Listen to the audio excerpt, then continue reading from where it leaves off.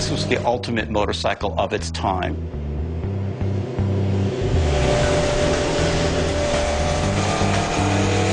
The CB750 was the world's first ever superbike. It came out in 1969, just blew everything else away.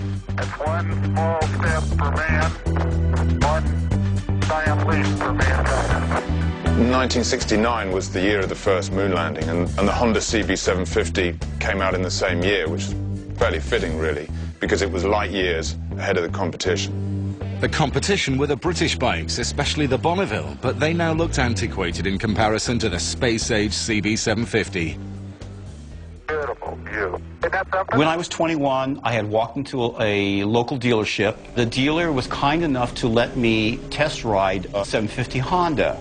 I took it out through the streets of Hollywood, running along at about 100 miles an hour, not that I condone speeding, and came back to the dealer, and first thing I asked is, how do I buy one? Who do I have to kill to get this bike? Here was a bike that could do 0 to 60 in 7.5 seconds and had such high-quality engineering it could run for over 100,000 miles trouble-free. It was the first time a bike had been so durable and reliable. It was a production motorcycle that outperformed virtually everything that was before it, and it changed the way motorcycling in general is designed. This state-of-the-art engineering included the first ever disc brakes on a production bike. These are extremely reliable and meant the CB750 could stop much faster than its British rivals. On top of this was the revolutionary inline 4-cylinder engine. 4 cylinders were like Ferraris. They were extremely expensive motorcycles, limited production, parts were not available. Then suddenly Honda comes along with this, and a disc brake.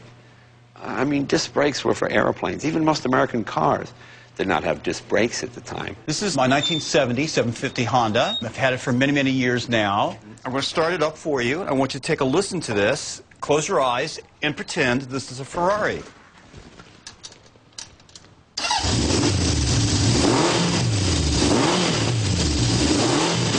Even now, most high-capacity motorcycles you see on the street are inline 4s, just like the CB750. That's like 35 years on. The inline 4 took the real glory. Its pistons are fired alternately and so counterbalance one another. This removes engine vibration and means steady power even at high revs. One of the tests that the dealers, salesmen tried to show was that they would balance a glass of water on the seat and rev the motor and show that it still stays there. It just so happens I have a glass of water right behind me. Let's try that test.